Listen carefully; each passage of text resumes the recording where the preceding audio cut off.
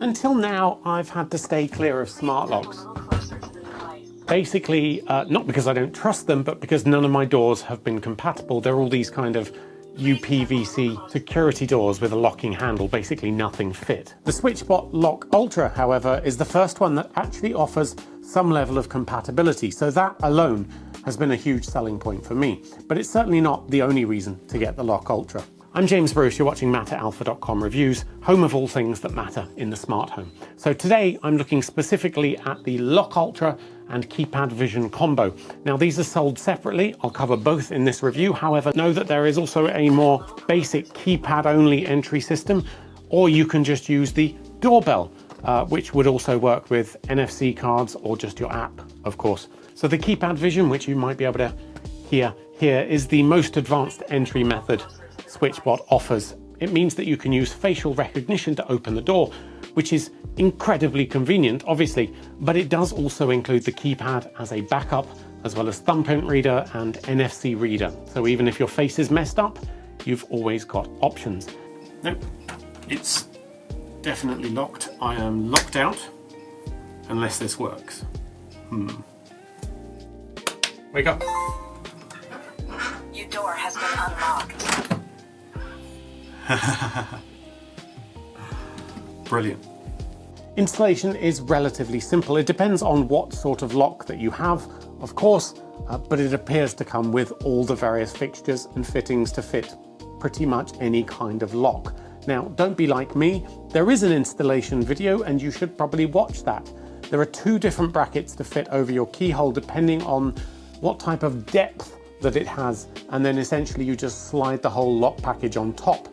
Though do be sure to line it up with your key or your deadbolt, and then it fits snuggled securely over that. So you will no longer be able to use a key to unlock the door. At least on mine, that's how it works. I can't insert a key from the other side, but your lock might be different. If you just have a deadbolt, of course, it'll work as fine. The only really fiddly bit here with fixing it was that on the sides of the main locking piece, there were two little tiny plastic latches. Now these are what grabs onto the bracket that you fit to the keyhole. Unfortunately, they're not obvious. They could have done with being sort of red or something, but they're also quite fiddly and they don't slide particularly well, so they do occasionally get stuck. You have to sort of wiggle them around and get them caught. It's probably the weakest part of what is otherwise an entirely brilliant package. Now there's also another small component of the equation that you need to fix to the door frame. That's just a tiny magnetic block that the lock detects whether the door is closed or not. And this is essential if you want to use, say, the auto lock features, where you can close the door and it'll automatically lock up again for you, as well as just telling you whether the door is open or not. So there are two batteries in the Lock Ultra. The first is an internal battery, I assume to manage the smart part or to be a backup. The second is the main battery, providing the real juice that's needed to turn a stiff key. The main battery is removable and charged through USB-C. Charge this fully before using it for the first time. My experience with the Lock Ultra hasn't been ideal because it's a double stage locking mechanism. You need to pull this handle up before the key will even turn. Now that's not the fault of the Lock Ultra, of course. It's just the type of doors that I have exclusively in this house. We don't actually have a traditional front door. We only have uPVC doors, and like I said, this is the first smart lock that's actually been compatible to some extent. But it still can't do the physical action of lifting the door handle up, so even with a smart lock, I have to remember to lift that up each time the door is closed, or the auto lock will fail. Basically, it won't be able to turn the key, hence this little note for other family members. I can still use the auto lock feature, but I had to be careful to add a suitable delay of about 5 seconds. That's enough for you to come in and lift the handle. Without that delay, the key wouldn't turn. It'll just complain that it's stuck, and then you have to redo calibration to fix it. But to be honest, training family members to do that bit is the hardest part of having this fitted. I am shocked that it works at all. Hopefully yours will be easier to work with. Now I'll add that the key in this case is actually quite stiff, so the motor has a good amount of torque to be able to turn it at all. And despite the little quirks of this system used in this way, I'm still really impressed. It does work. It locks and unlocks, and as long as people remember to lift the handle after closing the door, it'll auto lock and it continues to work just fine. In terms of Matter compatibility, out of the box, the Lock Ultra is not Matter compatible, and that's led to some confusion with users. It's easy to add Matter compatibility though, either with a SwitchBot hub, like a small $30 device that'll track temperature and humidity too, or with the video doorbell, which I reviewed last week. So I've paired the video doorbell with this. Now that acts as a Bluetooth to Matter bridge, as well as adding some integration such as a dedicated button to unlock and lock the door again. Without that, this isn't on Wi-Fi. It's not a direct Matter device. You do need that bridge to bring it into Matter. And if I'm honest, it's very basic Matter support, but then what else would you expect from a Matter door lock? Lock, unlock, yep, that's about it. And unfortunately in my case, if calibration breaks because someone forgot to lift the handle, then Matter seems to get out of sync as well, and it'll report unlocked when it's actually locked, which can be a bit worrying.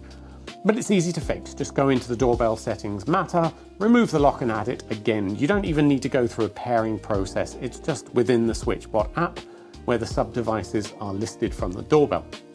So it's not a huge bother in either case. I also mentioned this in my doorbell review, but if you have the doorbell monitor, you get a special physical button to unlock the door for whoever's there. So that's handy. You don't need to open up an app or even use the Matter smart home interface. Just see who it is on the little monitor and then let them in with a couple of button taps. So that's the lock side of things. Let's talk about the Keypad Vision. This uses literally the same body as the doorbell camera, so the mounting methods for the Keypad Vision are the same too.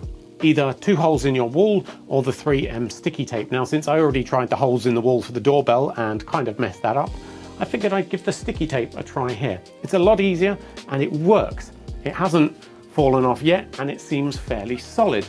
Now, it's somewhat undercover here, but the rain has been pounding down the last few days, every which way, whipped up by the wind, and it's survived so far. Just like the doorbell, it charges over USB-C and it can have an optional solar panel attached. Though of course you'll need a little pin in order to remove it from the backing plate. After a single quick face training session and test that took no more than a few minutes each, I had my son and I set up for entry.